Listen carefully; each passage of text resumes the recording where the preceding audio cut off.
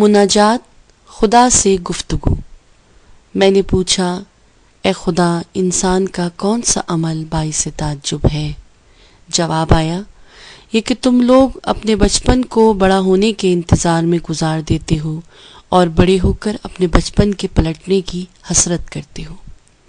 یہ کہ تم اپنی صحت و سلامتی کو مال و دولت جمع کرنے پر قربان کر دیتے ہو اور اپنی مال و دولت کو صحت و سلامتی کے لیے خرچ کر دیتے ہو۔ یہ کہ تم مستقبل کی فکر میں حال کو بھول گئے ہو، جبکہ نہ حال ہی تمہارے ہاتھ میں رہتا ہے اور نہ مستقبل ہی ہاتھ آ پاتا ہے۔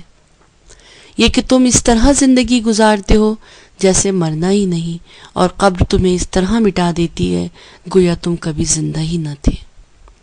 میں خاموش ہو گئی اور سوچنے لگی، میں کس چیز کی تلاش میں تھی؟ کچھ فکر کے بعد میں نے جان لیا کہ میں کچھ سیکھنا چاہتی تھی۔ میں نے اپنے رب سے پوچھا، مجھے کیا سیکھنا چاہیے؟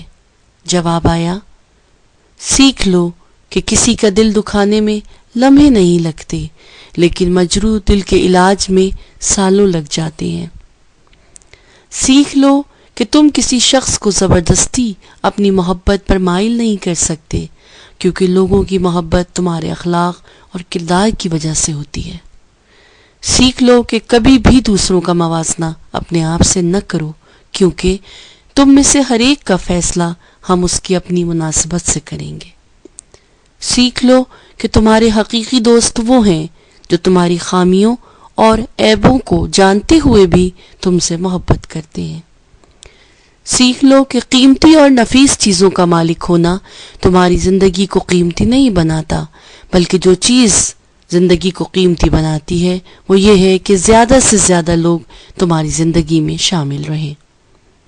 سیکھ لو کہ جو لوگ تمہارے ساتھ زیادتی اور بے توجہی کرتے ہیں ان کو بخشنے میں جلدی کرو، اور اس اچھی صفت کو بار بار انجام دے کر اپنی شخصیت کا حصہ بنا لو۔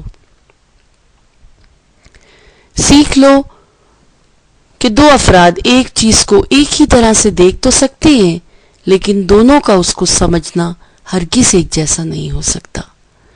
سیکھ لو کہ جب تک تمہارا وجدان راضی نہ ہو اس وقت تک اپنی خطا پر لوگوں کی عفو بخشش سے مطمئن نہ ہو۔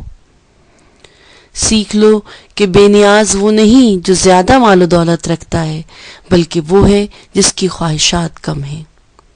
سیکھ لو کہ لوگ تمہاری باتوں اور اعمال کو تو بھول جائیں گے، لیکن ان کے بارے میں تمہارے احساس اور رویے کو ہرگز نہیں بھلا سکتے۔